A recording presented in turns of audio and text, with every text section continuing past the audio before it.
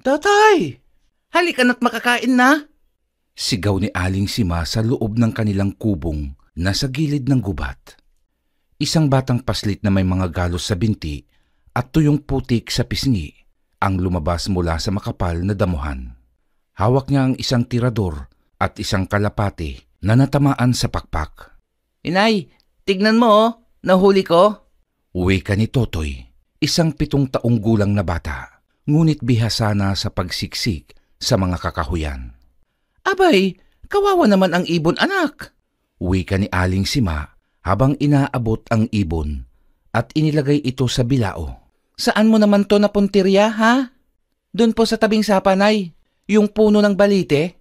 May mga ibon pong nangingitlog doon.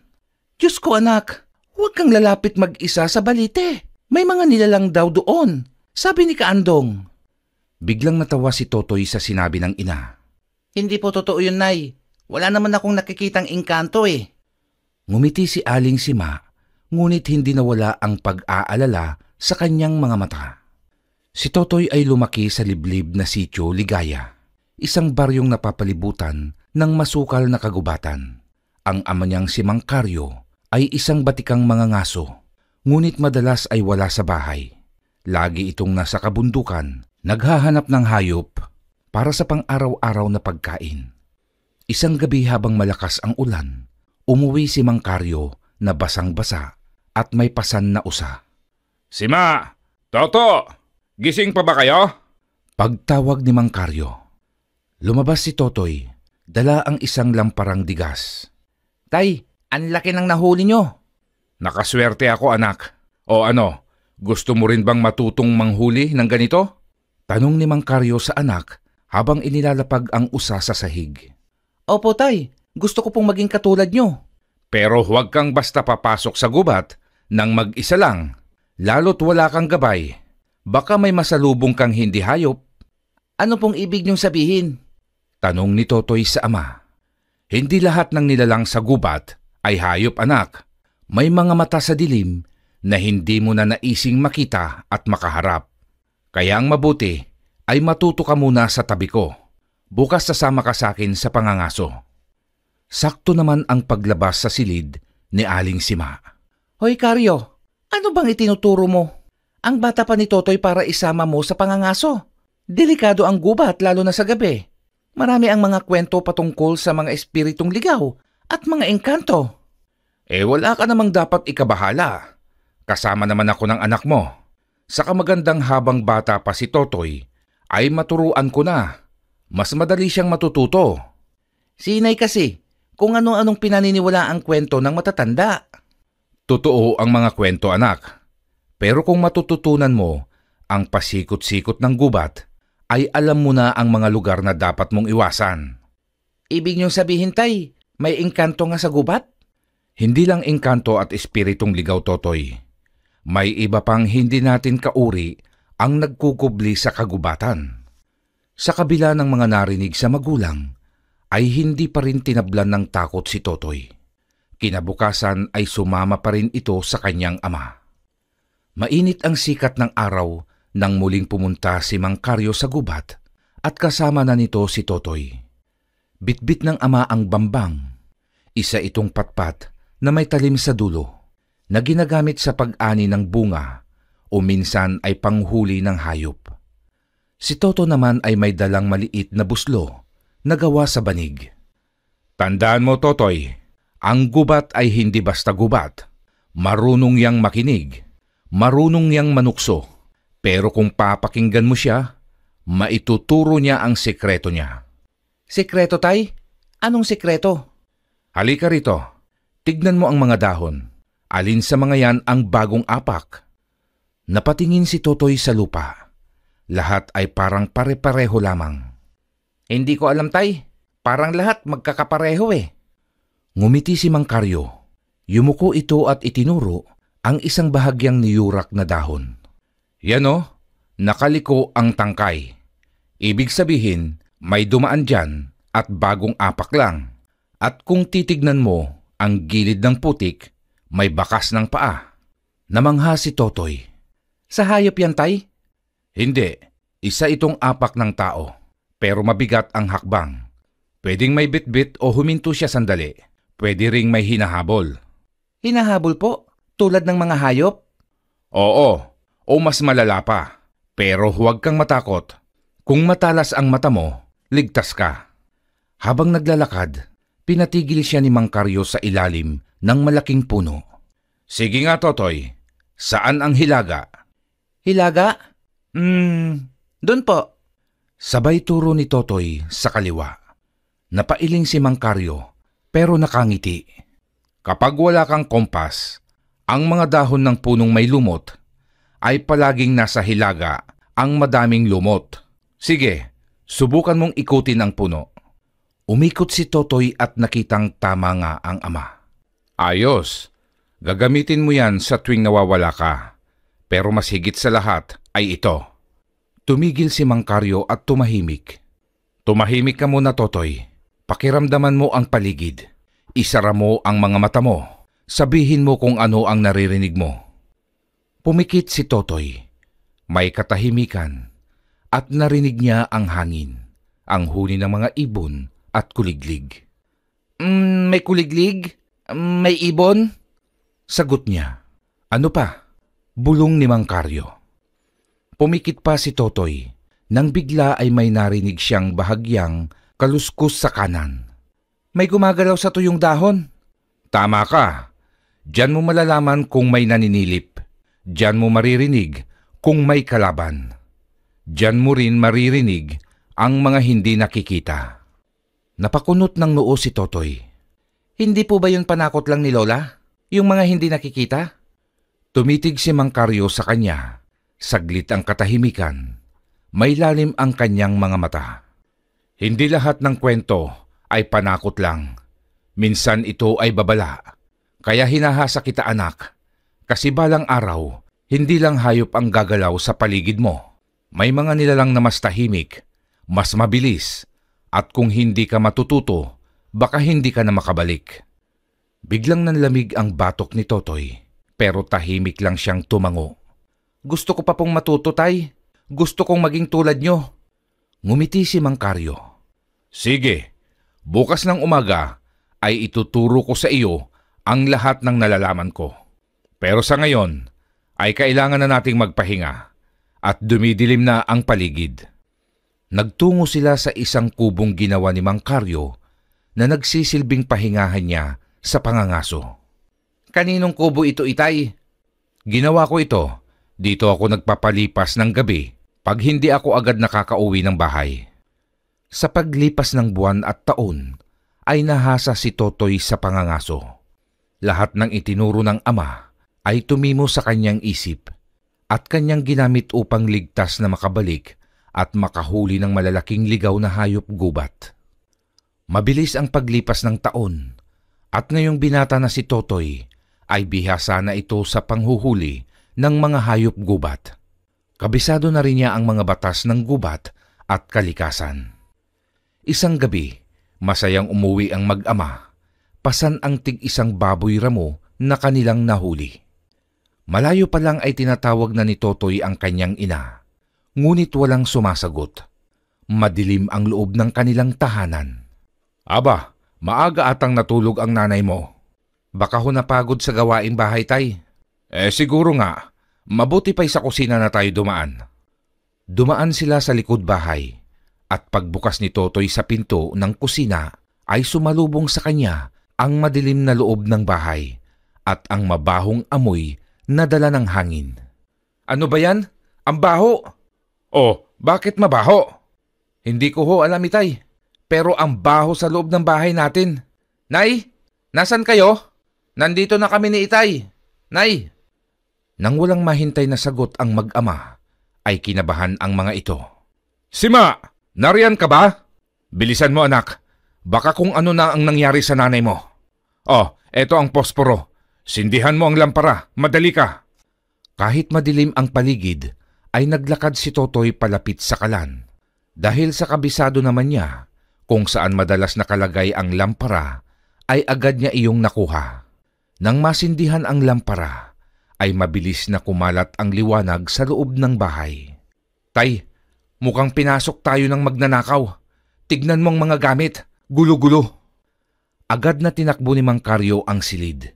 At sa pagbukas niya ng pinto, ay bumungad si Aling Sima na nakahiga sa papag at wala ng buhay.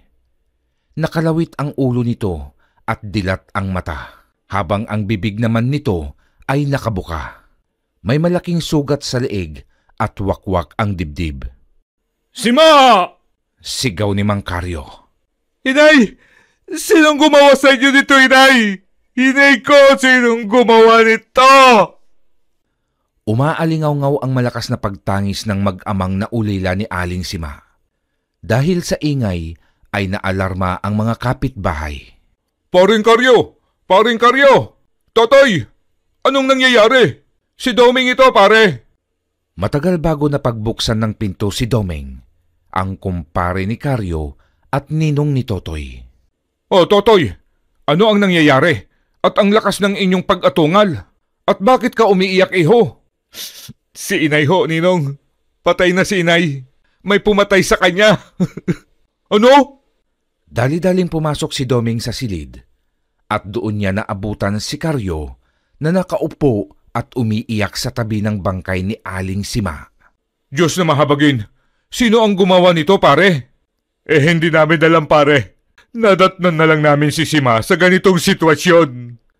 Nagbulungan ang mga kapitbahay na naroon din at may kanya-kanyang opinyon sa kung sino ang maaaring responsable sa pagkamatay ni Aling Sima. May nagsasabing maaaring pinasok ng masamang tao at balak pagnakawan ang matanda.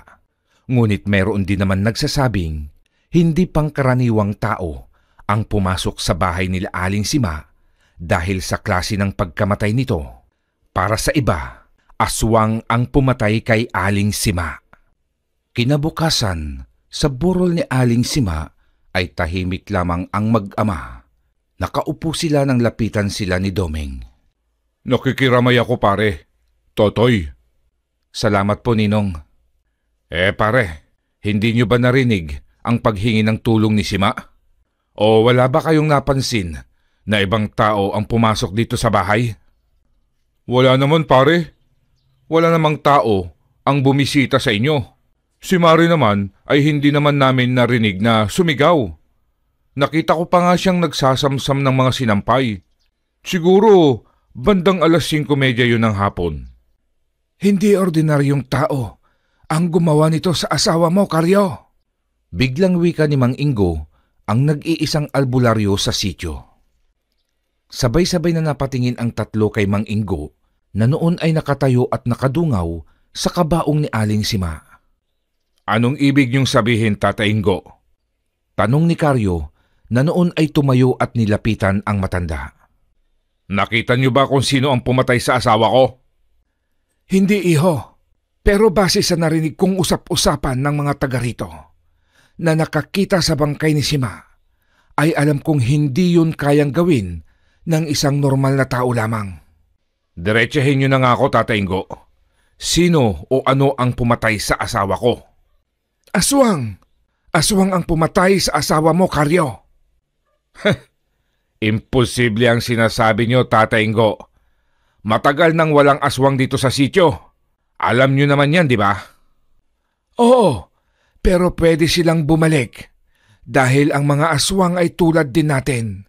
Marunong maghiganti at ang labanan ng aswang at tao ay walang katapusang digmaan.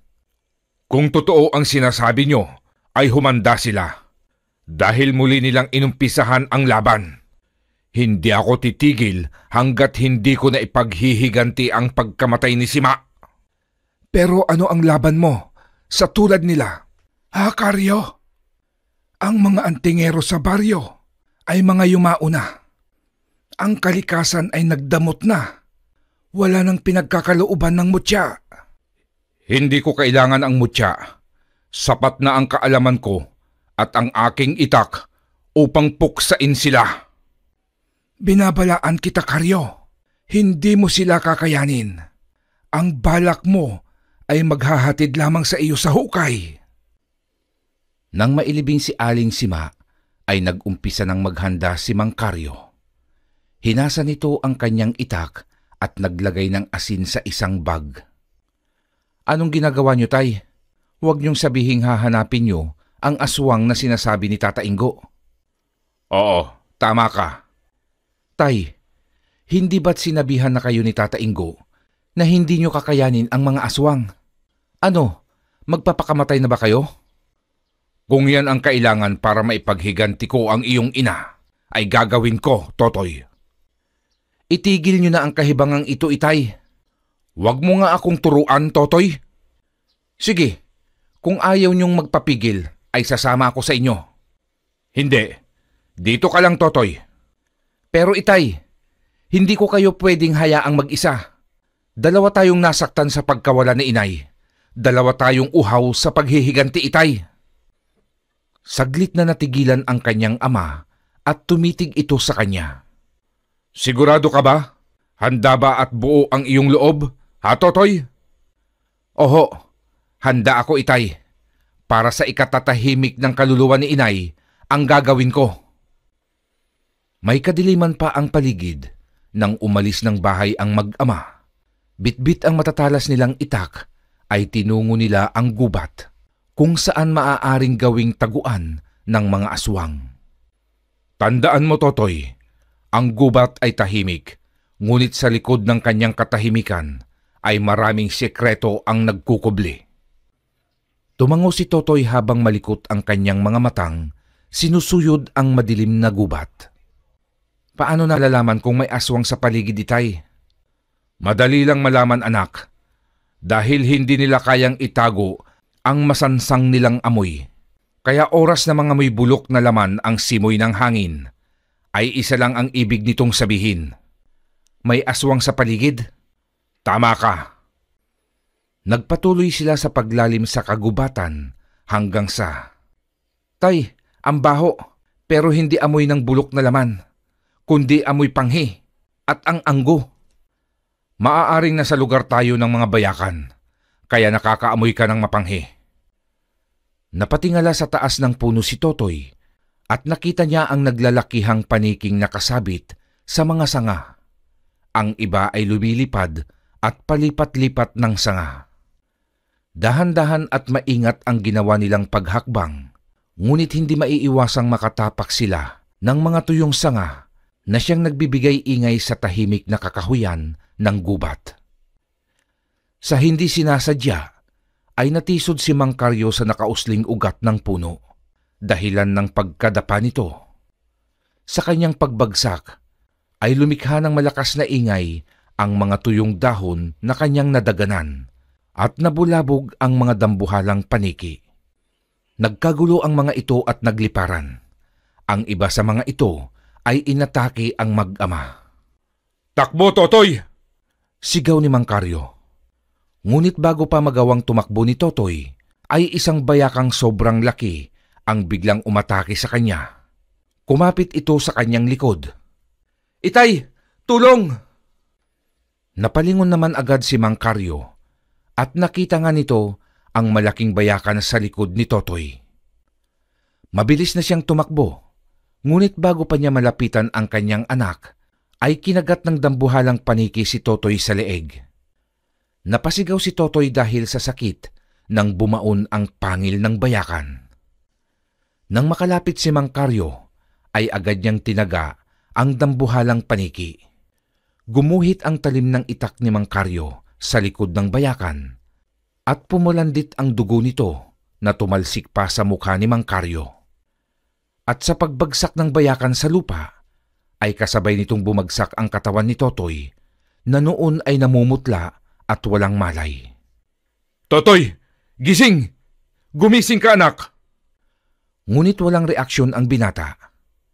Pinakinggan ni Mang Caryo ang dibdib ng anak at narinig niya ang mabilis na pagtibok ng puso nito. Ang laway ng bayakan ay pumasok sa loob ng katawan ni Totoy. At habang walang malay ang binata, ay may kakaibang supernatural na nangyayari sa loob ng kanyang katawan. Ang laway ng bayakan ay humalo sa dugo ni Totoy at kumakapit sa bawat cells ng binata. Mabilis nang binuhat ni Mang Caryo ang anak at nagmamadaling tumakas sa nagkakagulong bayakan. Hirap man ay sinikap niyang makalabas ng gubat at diretsyong dinala ang anak sa bahay ni Tata Ingo. Tata Ingo, tulong! Tulungan niyo kami! Nagmamadali namang binuksan ng albularyo ang pinto nang makilala ang boses ni Mang Karyo. Ano ang nangyari sa inyo, Karyo? Saka ko na ikwekwento, Tata Ingo. Unahin na nating gamutin si Totoy. Nakagat siya ng bayakan. Agad nilang inihiga si Totoy sa bakanting papag na sinadyang ginawa para sa mga pasyente ni Tata Ingo. Ngunit matapos suriin ng manggagamot si Totoy, ay sinabi nitong patay na ang binata. Hindi maaaring mamatay ang anak ko. Subukan niyo siyang gamutin. Painumin niyo siya ng mga ginawa niyong gamot. Ano ka ba, Karyo? Hindi ako Diyos para buhayin ang patay na. Magsasalita pa sana si Karyo nang biglang sumigaw ng malakas si Totoy. Tubig! Gulat at agad na napalingon ang dalawa. Hindi makapaniwala ang mga ito nang makitang nakaupo si Totoy. Tumakbo palapit si Karyo sa anak. Totoy, buhay ka! Salamat sa Diyos at buhay ka, anak! Tubig, pahingi po ng tubig. Uhaw na uhaw ako. Sandali lang, anak, at kukuha ako. Tata Ingo, maaari bang makahingi ng inuming tubig? Doon sa kusina. Kumuha ka doon. Tugon naman ng manggagamot habang nagtatakang nakatitig kay Totoy. Imposibleng mabuhay pa ang batang ito dahil hindi na tumitibok ang kanyang puso nang suriin ko siya kanina. Bulong pa ni Tata Ingo sa sarili. Eto ang tubig, anak. Uminom ka. Matapos makainom ng tubig, ay saka ikwinento ni Totoy ang nangyari. Para daw siyang naglakbay sa napakalayong lugar. Isang lugar kung saan may nagtataasang mga gusali na animo gawa sa ginto. Magagara ang kasuotan ng mga tao.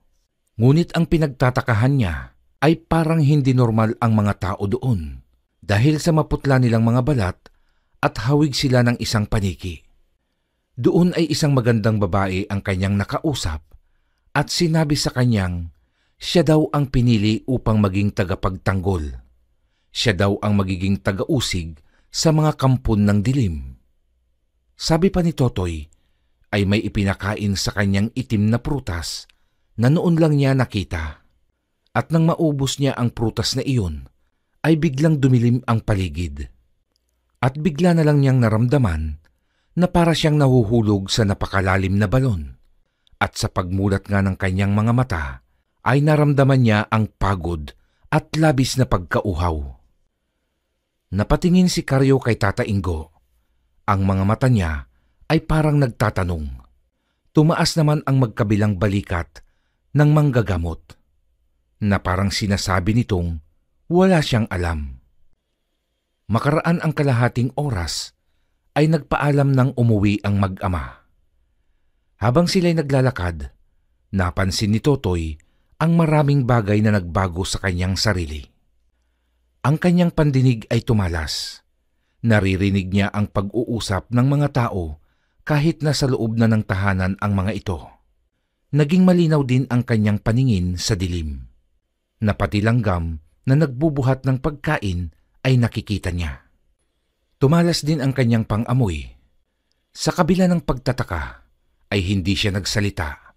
Pinili niyang sarilinin na lamang ang kanyang napansing pagbabago sa sarili. Pagdating nila ng bahay, ay naghanda si Karyo ng mainit na tubig sa planggana at malinis na tela. Halika anak, at lilinisan ko ang sugat mo sa leeg. Lumapit naman si Totoy sa ama habang kinakapa ang leeg kung saan siya bandang nakagat ng dambuhalang paniki. Tay, parang gumaling na ang sugat ko. Wala na akong nakakapa. Wala na rin ang sakit. Tinignan naman iyon ni Karyo at nagulat ito nang wala siyang makitang sugat. Mahusay talaga si Tata Ingo. Mabisa ang mga gawa niyang gamot. Biro mo, napakabilis naghilom ng sugat mo.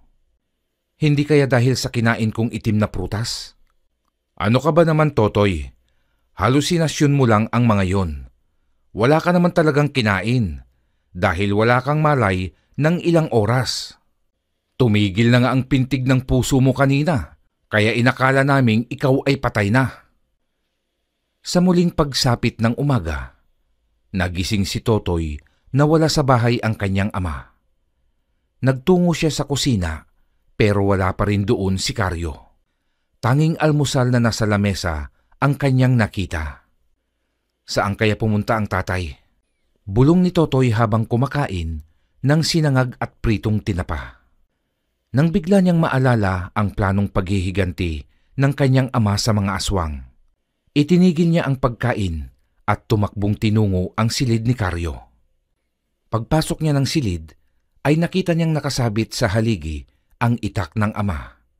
Nakahinga siya ng maluwag at muling bumalik sa pag-aalmusal. Maya-maya lang ay dumating na si Karyo. May bitbit itong bagong itak at kalahating sako ng asin. Nang makita ni Totoy ang bitbit ng ama, ay nagduda na ito. Tuloy pa rin ba ang gagawin yung pagtugis sa mga aswang, itay? Tanong niya sa ama. Oo anak, hindi ako titigil hanggat... Hanggat ano? Hanggat hindi kayo namamatay? Ha itay? Wala kayong laban sa mga aswang. Bakit hindi nyo na lang ipagbigay alam sa mga pulis para sila na ang bahala? May malakas silang mga armas na kayang tapusin ang mga aswang. Mga pulis na tatawanan ka lang at iisiping nasisiraan ka ng ulo. Totoy, ang mga alagad ng batas ay hindi naniniwala sa mga aswang. Nariyan sila para puksain ang mga masasamang tao. Hindi sila nakadesenyo para sa mundo ng kababalaghan. Si Tata Ingo, di ba't albularyo siya? Baka kaya niya ang aswang. Walang tangan na mutya si Tata Ingo. Tanging gabay na tagapagpagaling lang ang meron siya. Oo, may alam siya tungkol sa mga aswang. Pero wala siyang kakayahang tapatan ang lakas ng mga ito. Ibig sabihin, tanging antingero lang ang pwedeng tumapat sa mga aswang? Ganun na nga, dahil nagtatangan sila ng mutya na nagbibigay ng lakas sa kanila. Yun naman pala eh. Alam nyo naman pala itay. Bakit matigas pa rin ang ulo nyo? Pagpapakamatay ang hanap nyo eh, hindi paghihiganti. Saglit na natigilan si Karyo. Napatitig ito sa anak. Makaraan ang ilang saglit ay tila nakapag-isip ito. Pasensya ka na anak. Sa tuwing naaalala ko kasi ang iyong inay, nabubuhay ang galit sa aking puso. Ano po ba ang dahilan itay?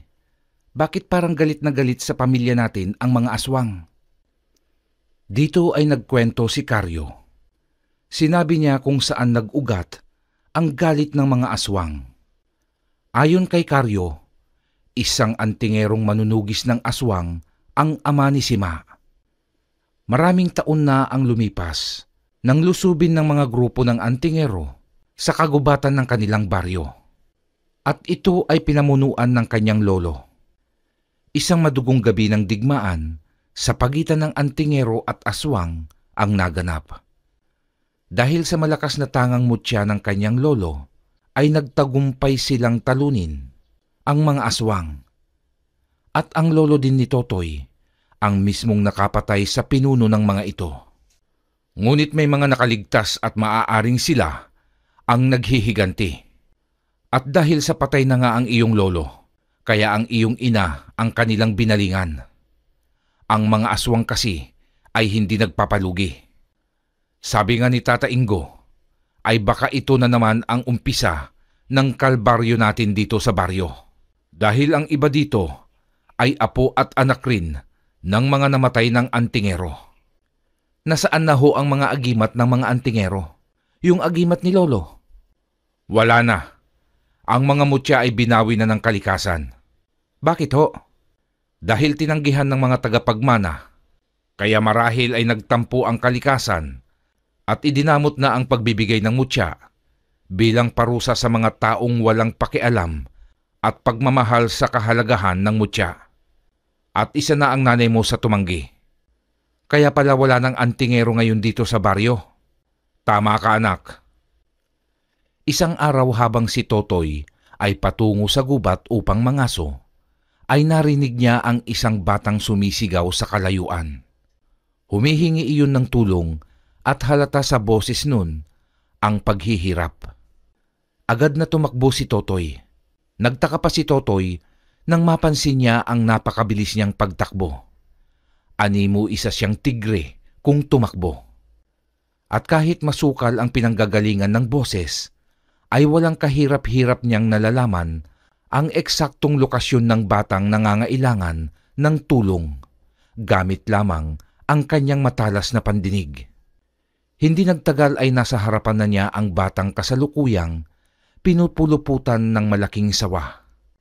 Hindi na inaksaya pa ni Totoy ang panahon at agad niyang dinakma ang ulo ng ahas. Walang kahirap-hirap niyang ibinuka ang bibig ng sawang nakasakmal sa hita ng bata. Matapos iyon ay mabilis niyang tinanggal ang nakapulupot na katawan ng sawa sa bata gamit lamang ang isa niyang kamay.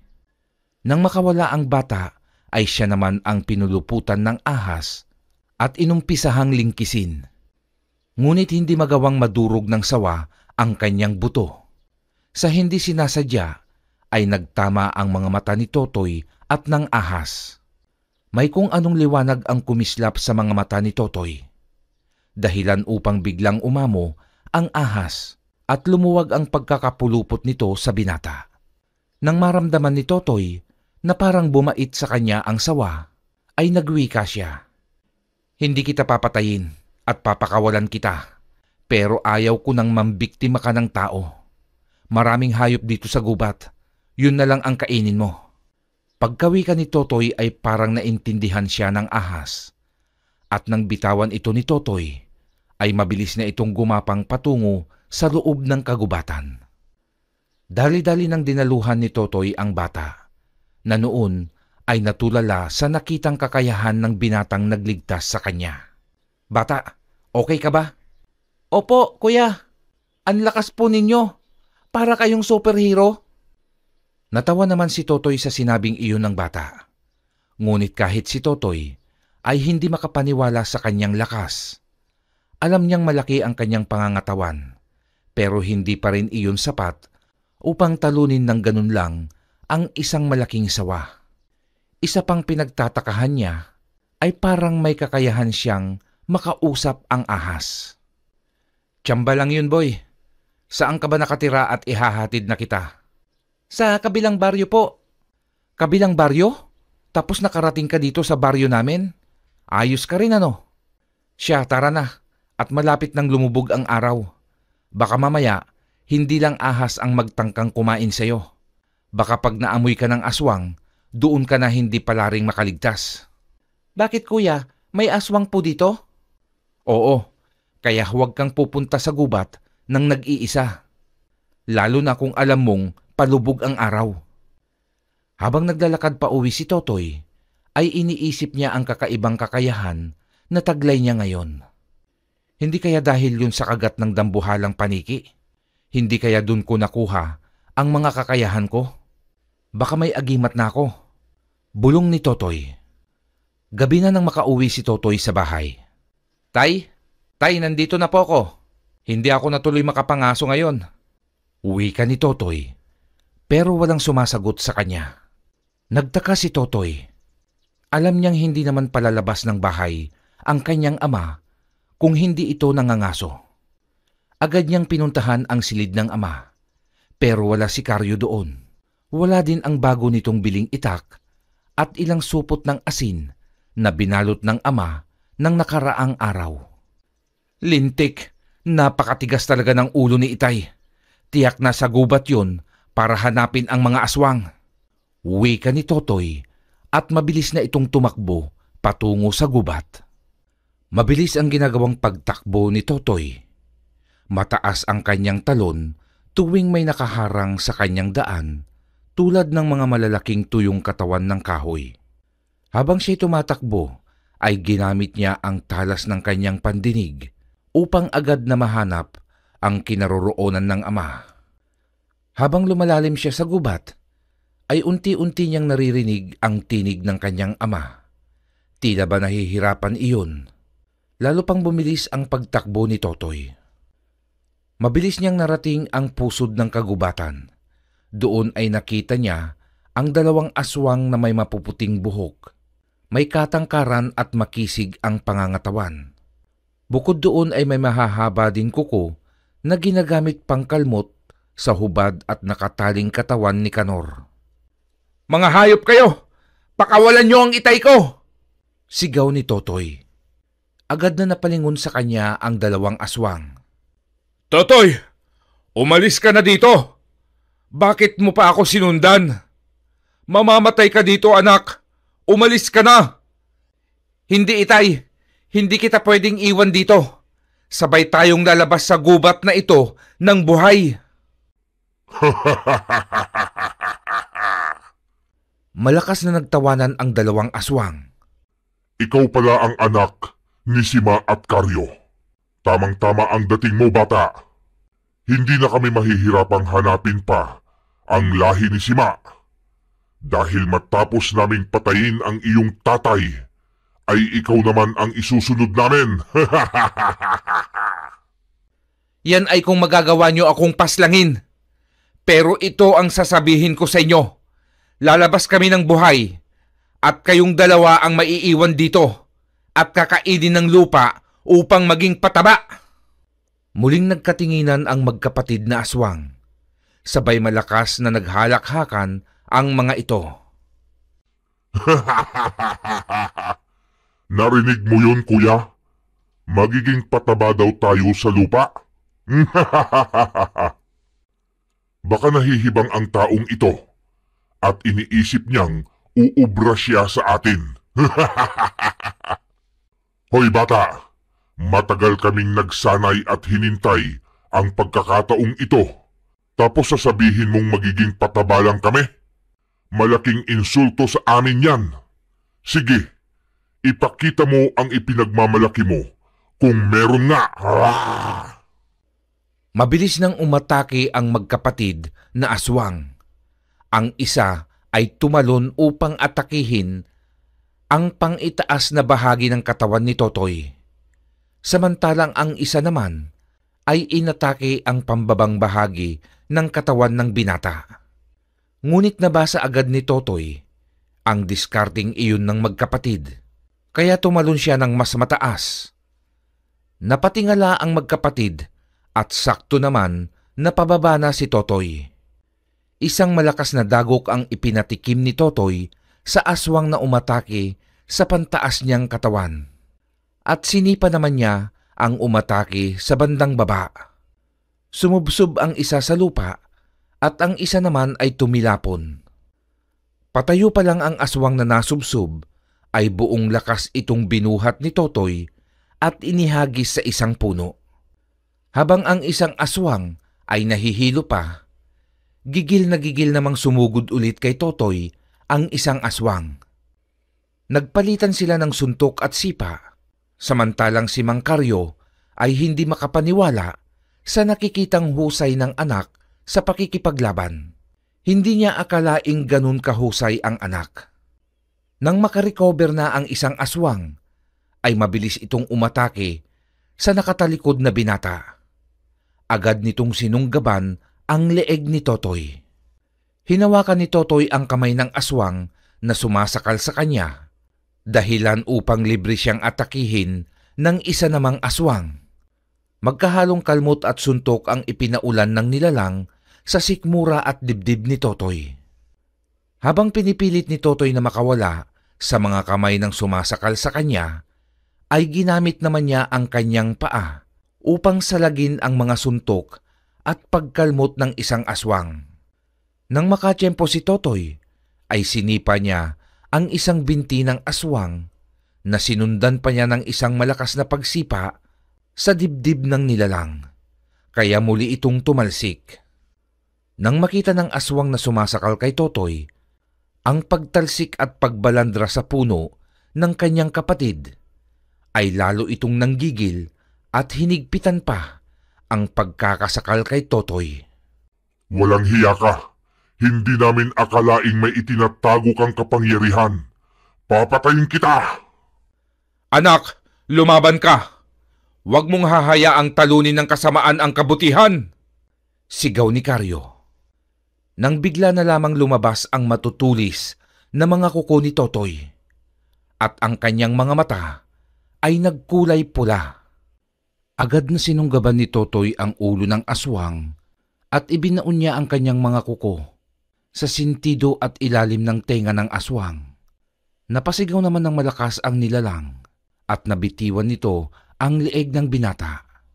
Sinamantala ni Totoy ang pagkakataong iyon at inihampas niya sa lupa ang aswang. Sa sobrang lakas ay naglagutukan ang mga nabaling tadyang at ibang buto ng aswang. Tila lantang gulay na ito na hindi na makayang igalaw ang katawan upang lumaban. Sinakyan ni Totoy ang likod ng nakadapang nilalang at buong lakas niyang ibinaon ang kanyang kamay na nagtataglay ng matitigas at mahahabang kuko at sa isang iglap ay hinugot niya ang gulugod ng aswang kasama ang ulo nito. Walang hiya ka! Papatayin kita! Sigaw naman ng natitirang nilalang. Pasugod na sana ito kay Totoy nang bigla itong huminto at lumingon kay Karyo. Bago kita patayin, ay gusto ko munang makita mo ang pagkamatay ng iyong ama. Tulad ng ginawa mo sa kapatid ko, hayop ka! Huwag mong gagalawin ang itay ko! Ako ang harapin mo, duwag! Huwag yang walang kalaban-laban! Ngunit ngumisi lang ang aswang na para bang inaasar pa si Totoy.